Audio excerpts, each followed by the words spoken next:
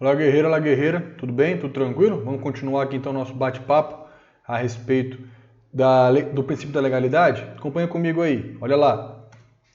Então nós estamos falando a respeito da legalidade, conversamos aqui brevemente sobre alguns institutos, falamos que a legalidade ela tem previsão constitucional, né? Está lá no inciso 39 do artigo 5º da Constituição, também no artigo 1º do Código Penal. Diferenciamos legalidade genérica de legalidade estrita ou princípio da reserva legal. Eu te expliquei que a legalidade ela é mais ampla e a reserva legal ela vai exigir uma espécie normativa específica, né, qual seja, como regra, lei complementar ou lei ordinária.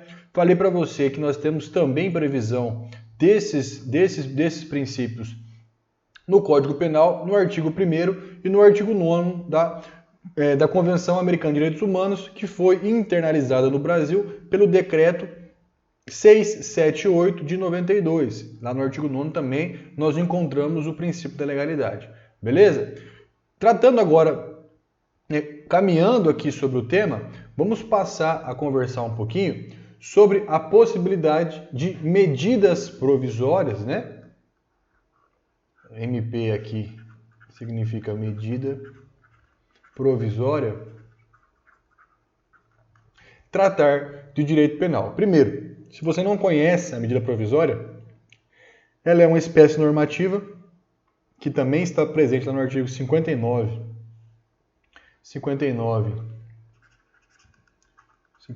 da CF, e é basicamente uma espécie legal que dispõe o presidente da República, quando ele quiser, colocar em vigor imediatamente uma lei. Então é um diploma, é um disposto normativo que tem força de lei e que ela atende a um rito diverso daquele que nós temos para as leis ordinárias e leis complementares. Vem comigo aqui, vamos pensar um pouquinho sobre isso aqui só para você entender o tema. Não adianta só passar por isso, né, falar que é medida provisória se você não tiver pelo menos uma noção disso. Professor, isso não cai no meu concurso, não está no meu edital. Beleza, a gente vai trazer para você aqui noções gerais. Então, a medida provisória ela é uma espécie normativa que não está dentro do rito comum da lei ordinária, da lei complementar. Como que é o rito comum? A lei ela tem a iniciativa, que pode até ser do presidente da República, mas ela vai passar pela votação primeiro do Congresso Nacional para depois ela ser promulgada, publicada e ter força de lei. Aqui não. Aqui, o próprio presidente da República edita esse ato, publica a lei, ela já tem força legal, já tem o mesmo efeito de uma lei, qualquer outro diploma normativo, e depois ela é submetida ao Congresso Nacional, que vai analisar aquele conteúdo e vai decidir se converte aquela medida provisória em lei ou não. Beleza? Então ela tem um rito um pouco inverso. E ela é um instrumento que geralmente o presidente da República, o chefe do Poder Executivo, isso serve tanto para o presidente da República, tanto para os governadores de estados quanto para prefeitos. Nesses últimos dois casos, desde que a lei orgânica e a Constituição estadual estabeleçam também dessa forma, fazem uso dessa medida provisória. Qual que é a previsão disso? Artigo 62 da Constituição, olha lá. Ó. Em caso de relevância e urgência, o presidente da República poderá adotar medidas provisórias com força de lei, devendo submetê-las de imediato ao Congresso Nacional. Tá? Não vamos falar muito aqui do rito, não é importante para a gente, para você entender o prazo e como que funciona exatamente essa questão, mas para a nossa matéria é importante que você entenda que medida provisória ela é uma espécie normativa. Muitas questões de prova abordam isso, se poderia a medida provisória tratar de crimes, ou seja, se nesse contexto que a gente estudou até agora aqui, de princípio da legalidade, estrita ou reserva legal, estaria abarcada a possibilidade de medidas provisórias. Primeiro, é tranquilo que não, tá? Quando nós estamos tratando de incriminalização, ou seja, nós estamos tratando de criar tipos penais, agravar penas nesse sentido, né? O parágrafo 1º do artigo 62 já fala expressamente que é vedada a edição de medidas provisórias sobre né? Relativa a, letra B, direito penal, direito processual penal e processual civil. Para a gente importa isso aqui, tá? Penal e processual penal. Então vejam, não se pode tratar desses temas, direito penal e processual penal, com medidas provisórias, com MP. Tá bom? Professor, mas qual que é o detalhe aí? O detalhe é o seguinte. Por algum tempo, né, nós tivemos a possibilidade, né, na verdade o STF não se debruçou nesse tema especificadamente, mas há uma conduta, há uma possibilidade maior, uma corrente maior de até se aceitar medidas provisórias em casos de abrandamento de crimes. Principalmente quando nós tratamos de penas ou situações de abolir crimes, excluir um crime, alguma coisa nesse sentido. Ou seja, quando a medida provisória for benéfica ao cidadão, benéfica ao réu, ao investigado ou ao cidadão de maneira geral, há uma tendência a se aceitar as medidas provisórias. Por quê? Quando nós tivemos o Estatuto do Desarmamento, durante um período depois que ele foi promulgado, a lei previa a possibilidade do cidadão entregar a sua arma voluntariamente, e com isso ele não responderia criminalmente. Seria uma hipótese, uma imunidade penal, digamos assim, temporária. Se ele entregasse a sua arma durante um período determinado lá da lei, ele não responderia criminalmente, tudo bem? Então ele poderia ir lá entregar a arma, não precisava explicar a origem, não precisava explicar nada, inclusive o Estado pagava, indenizava uma parte, né, dava um valor ali para o cidadão sobre aquela arma, dependendo do tipo da arma. Então o cara podia ter um fuzil em casa, uma bazuca, que ele entregaria esse armamento na delegacia da Polícia Federal mais próxima da casa dele, ou outro órgão indicado, e ele não responderia criminalmente. Então é uma hipótese de abolício crimes aí temporária, ou seja, tanto anteriormente com relação à posse da arma, quanto o porte da arma de levar até a delegacia, levar até o local indicado, ele não responderia criminalmente, beleza? Tudo bem. O que ocorre? Esse prazo que nós estamos tratando aqui, que a lei dispõe de maneira expressa, né, o Estatuto do Desarmamento dispõe de maneira expressa lá, de 6 meses, 1 ano, 3 meses, ele acabou sendo alargado sucessivamente por medidas provisórias. Né? O presidente da República, na época, editou medidas provisórias sucessivas para alargar esse prazo. Então, ao invés de ser 1 ano, passou a ser 2 anos. Na verdade, eram meses, né? Eram 3 ou 6 meses, se eu não me engano, e ele acabou sendo alargado, sendo aumentado por medidas provisórias. O STF não foi chamado exatamente sobre esse tema, né, para decidir esse tema, mas a tendência é que se aceitasse como constitucional essa possibilidade. Então, medida provisória, a rigor, não pode criar crimes nem combinar penas, mas se ela for benéfica ao cidadão, há uma possibilidade, parte da doutrina entende que isso seria viável.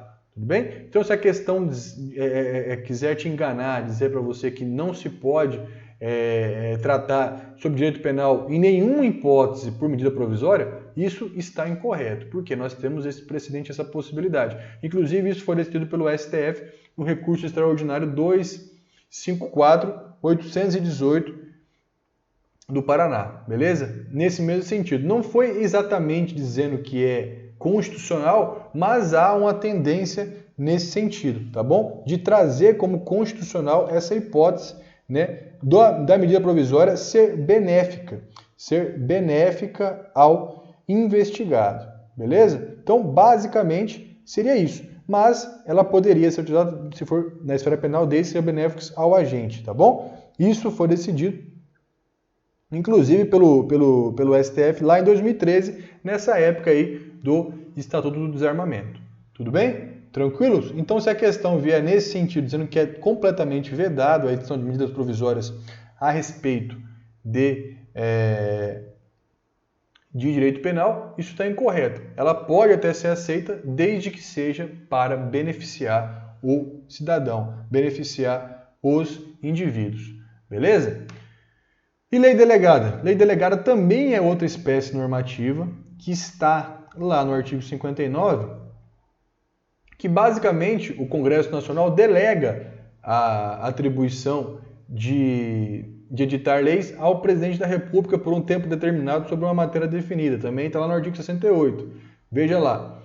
Né? O artigo 68 vai dizer lei delegada, para a gente também não é importante nós nos aprofundarmos agora de como funciona a lei delegada, mas eu quero chamar a atenção para o parágrafo 1º do artigo 68, que vai dizer o seguinte: não serão objeto de delegação os atos de competência exclusiva do Congresso Nacional, aqui também a gente não interessa tanto, competência privativa da Câmara dos Deputados, Senado Federal e matéria reservada à lei complementar, nem legislação sobre nacionalidade, cidadania, direitos individuais, políticos e eleitorais. Então, essa matéria que nós estamos tratando aqui, direito penal, ela se encaixa no conceito de direitos individuais, tá?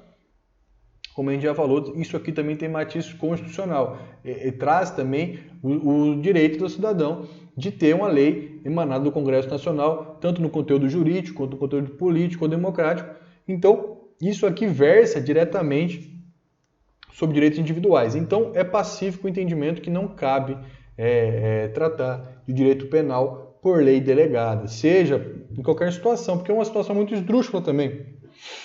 A delegação aí do Congresso Nacional ao presidente da República, matéria penal, nem que seja para beneficiar ou prejudicar o indivíduo, tá? Mas lei delegada não pode ser tratada pelo direito penal, não pode ser tratado por meio de lei delegada também, tá? Essas duas espécies legais que poderiam trazer aí alguma embaraço para você em alguma eventual questão, mas é tranquilo. Então lembre-se, medida provisória, como regra, não pode tratar direito penal, salvo se for benéfica ao investigado, benéfica ao réu, ao cidadão. Tudo bem? Lei delegada não pode tratar direito penal. A regra sempre vai ser o seguinte: lei material e formalmente em sentido estrito, tá? Lei ordinária ou lei complementar. Beleza? Tranquilo? Tá comigo aqui? O que você está achando? Está conseguindo entender? Veja, esses temas são um pouquinho mais abstratos, mas são tranquilos também, não é nada muito difícil. Às vezes a gente acaba até exagerando aqui nos detalhes, né, no preciosismo, para que você não caia em nenhuma casca de banana. Como eu faço muitas questões, fiz as questões, eu fico pensando no que o examinador pode trazer para você e às vezes eu vou comentando aqui. Em alguns momentos pode parecer que não faz muito sentido, mas quando você for fazer a questão, você vai entender melhor o que eu estou falando. Beleza? Tranquilo? Então, lembre-se, nunca abra mão das questões. Isso é importantíssimo para a sua preparação. É o ponto-chave aí da sua preparação, com certeza. Vamos continuar, então, tratando aqui, ó. Vamos falar um pouquinho agora de legalidade formal e material. Por que isso? Isso vai ao encontro que nós estamos falando aqui agora, né? Da questão da medida provisória, da lei delegada. Então, esse conteúdo de legalidade, ele tem que ser tanto formal quanto materialmente legal. Tá? Legal em sentido estrito. Beleza? Quando nós falamos de legalidade formal, estamos falando do quê? Do rito legislativo. Tá? Do rito legislativo. De obedecer o rito constitucional para as leis. Ou seja, a votação, a discussão, todas as etapas que nós temos na própria Constituição Federal, que nós temos também no próprio regimento interno da Câmara dos Deputados, né? No regimento interno do Senado Federal, o rito com relação às formalidades, ou seja, ela tem que ser formalmente, tem que estar dentro do script ali, tem que estar dentro do conteúdo pleno da legalidade, beleza? Então, em sentido formal, ela tem que ser uma lei editada em consonância com o processo legislativo previsto na própria Constituição e no regimento e nas leis que disciplinam ali a formação dos institutos jurídicos. Já em sentido material, ela tem que ter, ela é materialmente reservada à lei, ou seja, com relação ao seu conteúdo, né? O conteúdo da lei aqui é material, né? Tratado pela Constituição como sendo reservado à lei, ou seja, somente lei em sentido estrito, materialmente, ou seja, com relação ao seu conteúdo, pode trabalhar com direito penal. Beleza?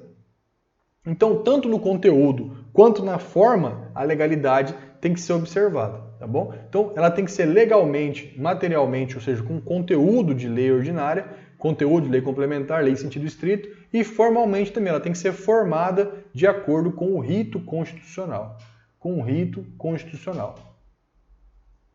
Beleza? Tranquilo? Então, essa legalidade ela pode se desdobrar em legalidade formal imaterial. Isso significa dizer o quê? Que ela tem que ter conteúdo de lei, né? Materialmente falando, conteúdo, porque a própria Constituição reserva a lei, então a matéria, o conteúdo do direito penal só pode ser trabalhado por lei em sentido estrito e formalmente também, ou seja, tem que obedecer à forma, o rito legislativo previsto na própria Constituição. Tá bom? De boa? Então veja, vamos continuar.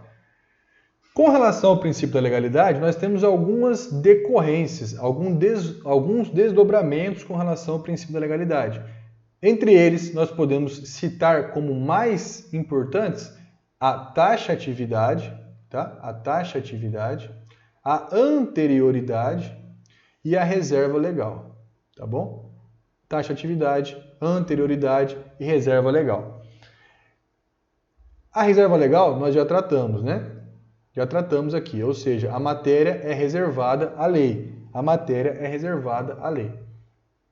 Vamos falar agora aqui da taxatividade e da anterioridade. Primeiro, vamos falar da anterioridade. Significa dizer o quê? Que a lei tem que ser anterior, o fato tem que ser...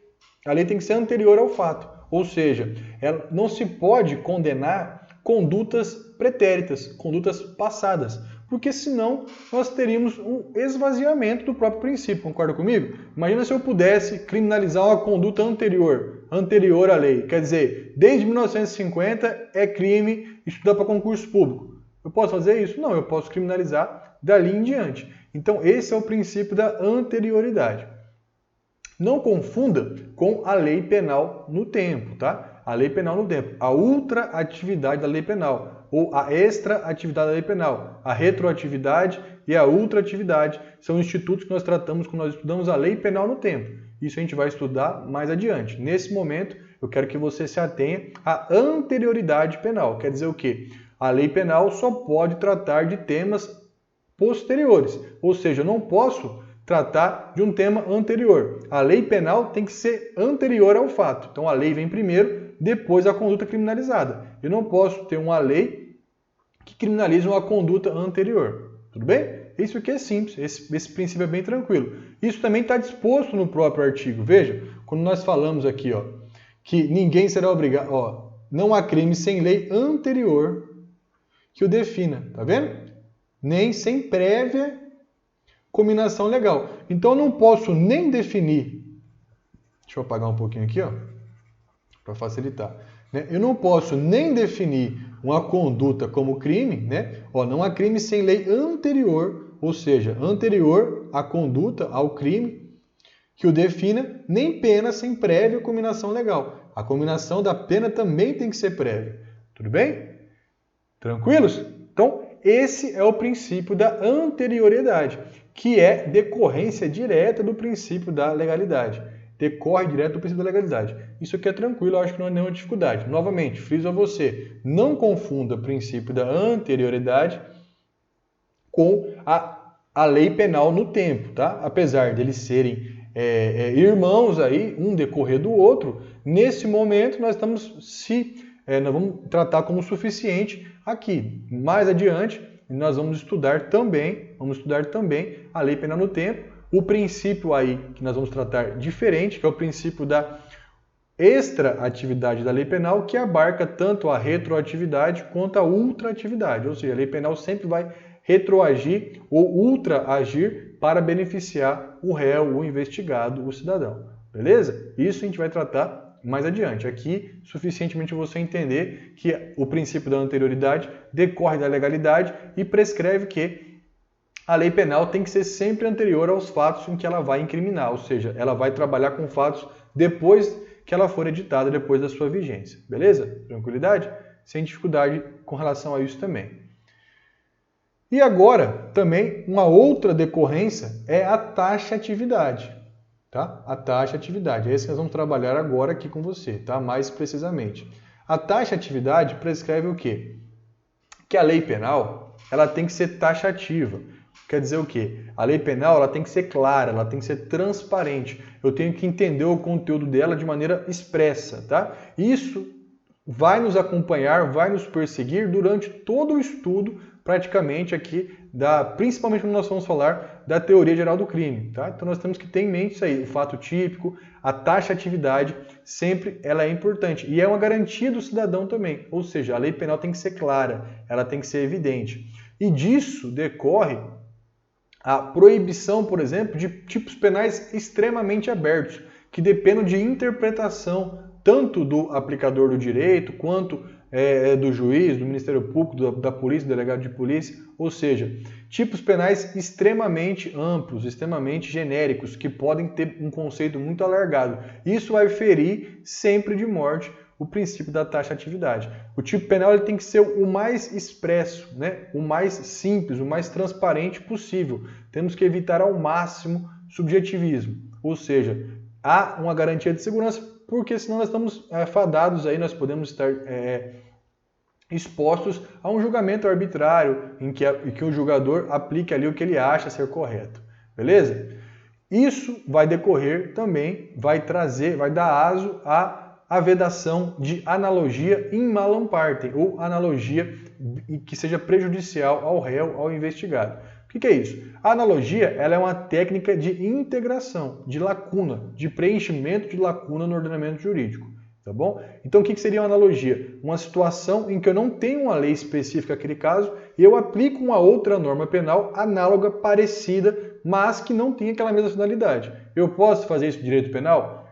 Posso. Tá? Cuidado com a resposta. Eu posso fazer isso? Posso. Eu só não posso fazer isso para prejudicar o investigado, o réu, no caso ali. Eu posso adotar analogia in bonum partem, ou seja, analogia de forma a beneficiar o réu. Isso eu posso fazer. Então, se a questão dizer para você que do princípio da taxatividade decorre a ideia de vedação absoluta da analogia no direito penal, isso está correto? Não, isso está incorreto. Por quê? Eu posso adotar analogia desde que seja para beneficiar o investigado, o réu, o cidadão, de maneira geral. Beleza? Então, gravem bem isso. A vedação de analogia ela é in malam partem.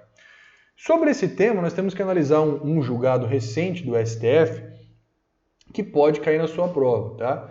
Que é o julgado lá da ADO, Ação Direta de Inconstitucionalidade por Omissão 26 do Distrito Federal, que versa sobre a Lei 7716 de 89, que é a lei que disciplina os delitos de preconceito, né? Racismo, mais precisamente dito, né? Delitos de preconceito, delitos causados que têm como contexto o racismo, né?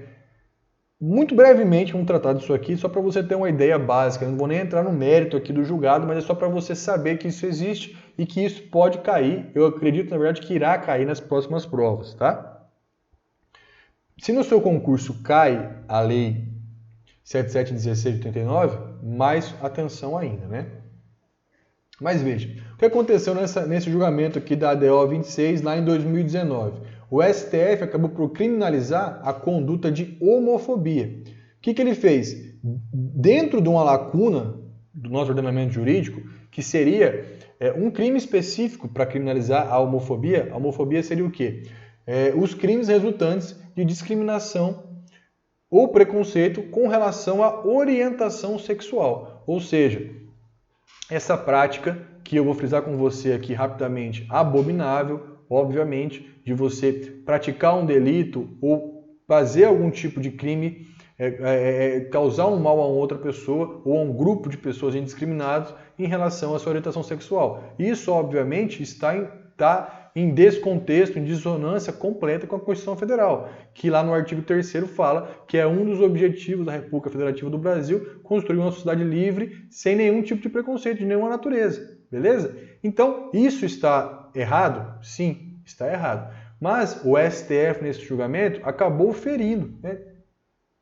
De alguma forma, com toda a vênia aí, isso também é posição doutrinária majoritária, né? A maioria da doutrina entende também dessa forma, que o STF acabou violando aí o princípio da taxatividade, da vedação de analogia in malam partem. Por quê? Porque ele alargou o conceito de preconceito de uma forma que não estava taxativo na lei para abarcar essas condutas de discriminação pela orientação sexual. Quer ver? Confere comigo aqui rapidinho o artigo 1º da Lei 7.716 de 89. Fala o seguinte: serão punidos na forma da lei os crimes resultantes de discriminação, preconceito, raça, cor, preconceito de raça, de cor, de etnia, religião, procedência nacional.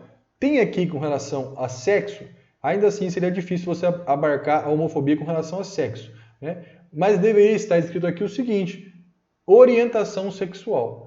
Então, o legislador deveria incluir aqui, né, e poderia incluir tranquilamente, que isso não traria nenhum tipo de prejuízo ao mandado de criminalização do racismo que nós temos na Constituição também, completamente tranquilo inserir nesse conceito aqui. Mas o legislador não o fez. Isso não está na lei. O que o STF então fez? Analisando a mora legislativa em criminalizar esse tipo de conduta, analisando diversos princípios constitucionais, como a dignidade da pessoa humana, o próprio objetivo da República Federativa do Brasil, que eu citei para vocês aqui, de eliminar todas as formas de preconceito, acabou falando o seguinte: olha, está dentro do conceito, né, de preconceito aqui do artigo 1º a discriminação homofóbica.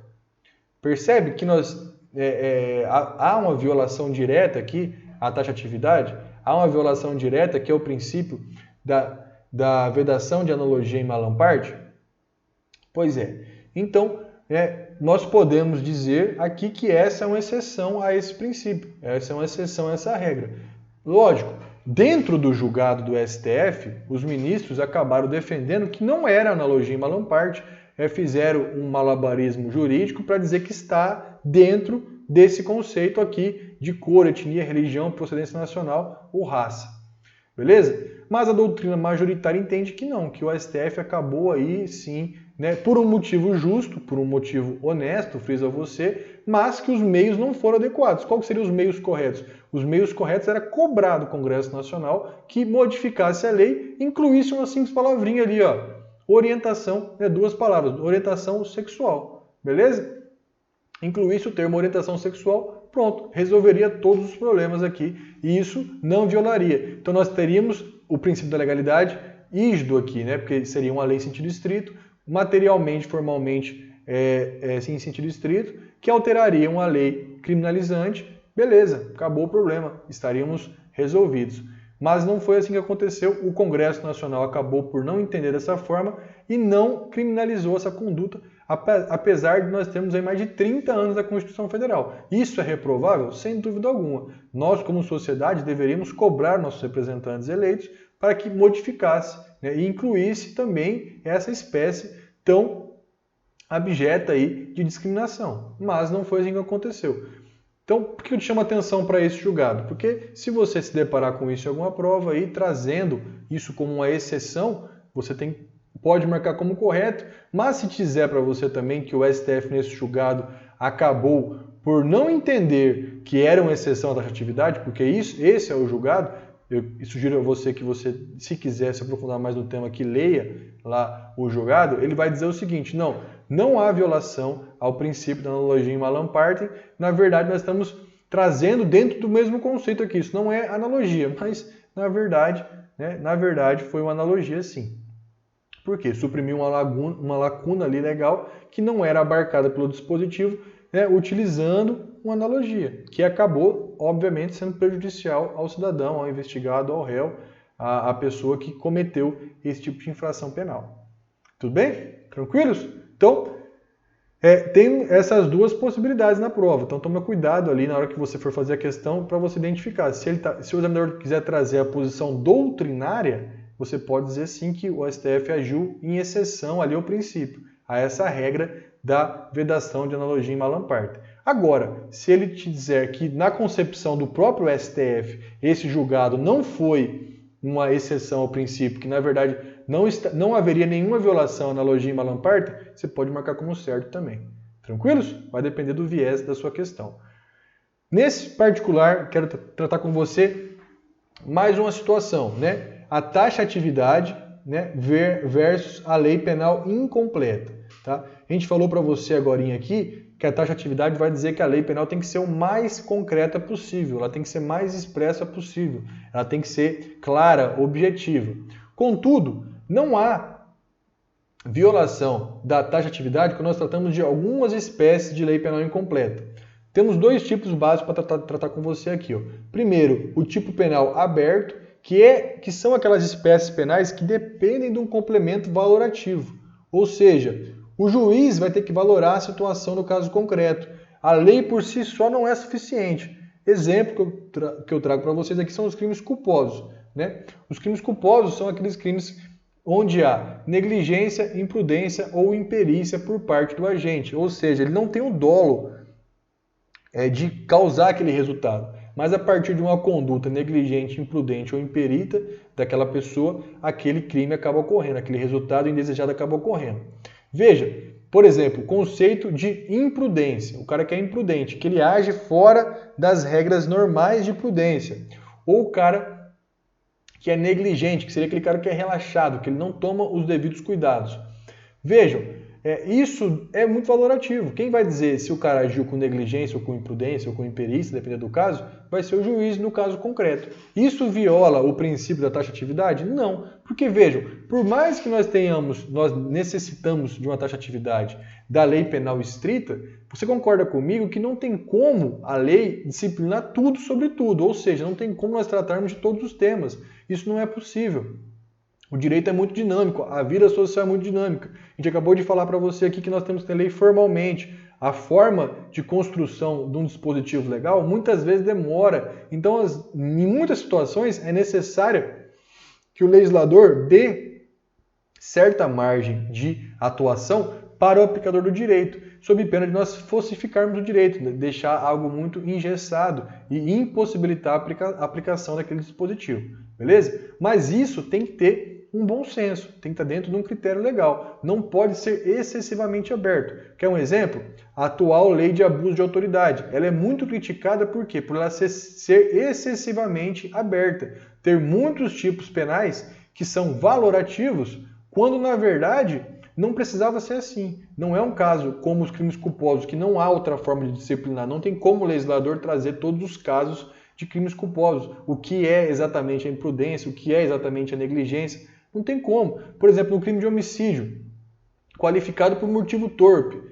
Tem como o examinador trazer tudo que é motivo torpe? O motivo torpe seria aquele motivo abjeto, né, nojento, que te causa perplexidade. É um motivo torpe, muito desrazoável, né, a motivação do cara. O cara matou porque o outro olhou feio para ele na rua. Isso é um motivo torpe, um motivo desrazoável, né? Ou seja, por vingança, ou seja, com outros fundamentos. Então vejam, que é difícil para o legislador prever todas as possibilidades.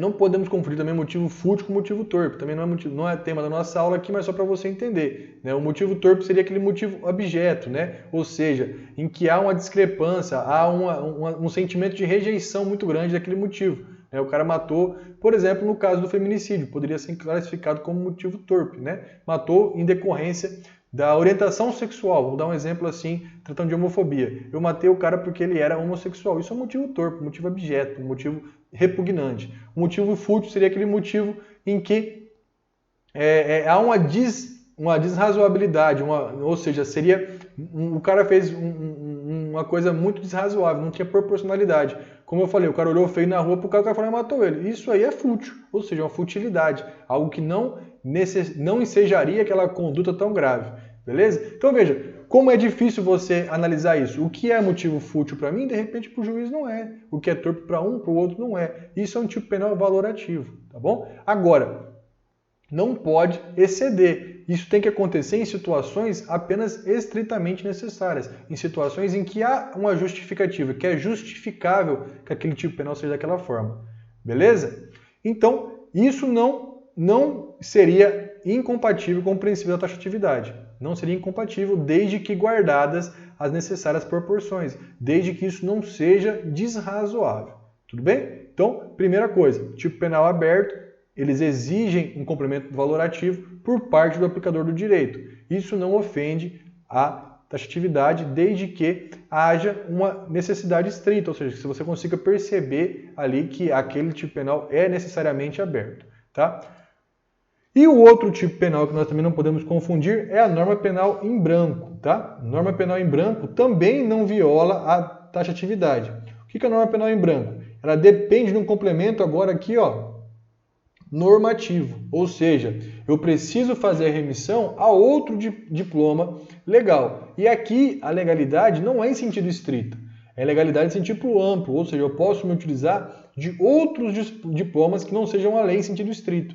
Então vejam como isso, a um primeiro momento, pode conflitar com a nossa ideia de legalidade estrita. Mas isso é dentro da própria possibilidade legal. A própria lei traz esse conteúdo, traz essa possibilidade. Exemplo clássico, artigo 33 da Lei 11.343 de 2006, a Lei de Drogas. Quem que vai dizer o que é droga? A lei consegue dizer? Não. Por quê? Você imagina comigo, né, a criatividade das pessoas que todos os dias criam drogas, né? Então isso é muito dinâmico. Eu não poderia ter uma lei em sentido estrito que trate sobre isso. Por quê? Porque a sociedade é muito dinâmica e com isso eu pereceria, o direito pereceria e demoraria muito para ter uma resposta social. Então, o que nós temos? Nós temos uma portaria da Anvisa, a portaria 344 da Anvisa, que traz ali os tipos, né, de drogas, o que é considerado droga, o que é considerado entorpecente, né? O que é considerado drogas, o que é considerado entorpecente. Então, isso seria um complemento a essa norma penal. Beleza? Vejam, esse complemento é o que nós chamamos de norma penal em branco. Norma penal em branco, então, são os tipos penais que dependem de um outro documento legal para poder ter aplicação, que vai conceitualizar, que vai trazer isso, uma aplicação legal. Isso viola a taxatividade? Viola a legalidade? Não. Por quê? Porque nós estamos aqui dentro de uma estrita necessidade de se aplicar um dinamismo novamente à aplicação do direito. Tá bom? A norma penal em branco, para a gente finalizar nossa aula aqui rapidinho, ela vai se dividir, né? Ela vai se dividir. Esse conceito também é importante para a gente cair bastante em provas. Em norma penal em branco heterogênea e norma penal em branco homogênea, tá? A norma penal em branco heterogênea é aquela que necessita de uma fonte normativa diversa, tá? Isso aqui seria a norma penal em branco em sentido estrito, tá? Por quê? A norma penal em branco que exige de uma fonte normativa diversa, ou seja, diferente de lei em sentido estrito, ou seja, uma outra fonte normativa que não seja a lei. E é isso aqui que causa mais confusão para a gente, porque é isso aqui que poderia violar a legalidade, tá bom? Então, uma portaria, uma resolução, um decreto, algo nesse sentido, ou seja, uma outra espécie normativa diferente da lei em sentido estrito. Agora, a norma penal em branca homogênea é aquela que vai depender da mesma espécie normativa, ou seja, nós temos uma norma penal e aquela norma penal ela não é completa, ela necessita de um complemento. E esse complemento vem de uma mesma espécie normativa, ou seja, vem da lei em sentido estrito, ou seja, da mesma lei penal.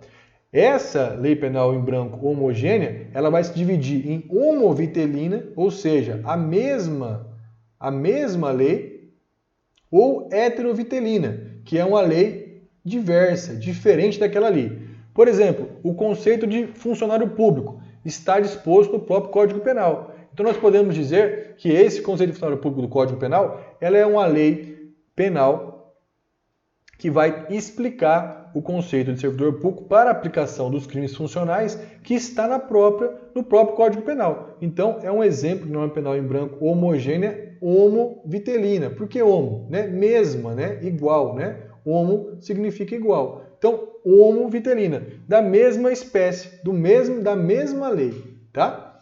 E a heterovitelina seria de uma lei diversa, ou seja, o complemento daquela norma penal, ela vem também de uma espécie normativa legal, de uma lei em sentido estrito, novamente, tá bom? Novamente uma lei em sentido estrito, mas veja que é uma lei diversa, uma lei diferente daquela que trata do assunto, tá bom? Professor, me fiquei confuso, não entendi muito bem. Calma, isso aqui é um assunto que não tem tanta incidência em prova, tá? Mas de vez em quando aparece.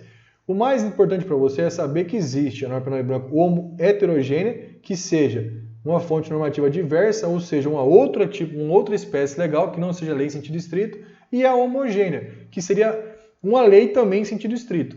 Veja que a discussão maior nós teríamos com relação à heterogênea. Por quê? Porque a heterogênea seria uma pretensa violação à legalidade, porque o complemento da norma penal ela vai vir de uma espécie normativa que não é uma lei em sentido estrito, é uma outra espécie legal. Como eu falei, pode ser uma resolução, uma portaria, um decreto. Então, a um primeiro momento, você poderia pensar que isso viola a legalidade, mas não. Por quê? Porque ela decorre da própria legalidade. A própria lei faz essa remissão. A própria lei vai dizer que aquele conceito ali vai ser tratado por um ato do Ministério da Saúde, do Poder Executivo. Nós temos, por exemplo, o Estatuto do Desarmamento novamente, né? A lei do Estatuto do Desarmamento, ele traz armas permitidas, armas restritas e agora, mais atualmente, com o pacote de crime, armas proibidas. Mas na lei não está isso. Onde que nós vamos encontrar isso? Em um ato infralegal, que é uma portaria também, mas do Ministério da Defesa. Mais precisamente do Exército, que vai disciplinar esse tema. Vai falar para a gente o que é uma arma de uso restrito, o que é uma arma de uso proibido, quais são os calibres, etc. Então vejam que a lei não é completa nesse sentido. Ela exige um complemento. E esse complemento vem de uma espécie normativa diferente da legalidade em sentido estrito, diferente de uma lei complementar ou uma lei ordinária. Para quê? Para dar dinamismo. Exatamente para isso, para a lei penal ser aplicada de maneira mais dinâmica. Mas cuidado! Essas alterações também têm que respeitar a anterioridade. Nós vamos também estudar isso mais adiante quando nós tratarmos lá da lei penal no tempo, tá bom? Então isso vai ter reflexo também, essas alterações aí vão ter reflexo. Tem que ser sempre anterior, né? Ou seja, a mudança só vai valer para atos futuros, mesmo que seja feito a partir de um diploma que não seja uma lei em sentido estrito, ele tem que obedecer a anterioridade e ele só vai valer para atos futuros. Então, isso não implica em violação ao princípio da anterioridade, como nós já tratamos aqui. Beleza? Tudo bem? Conseguiu captar?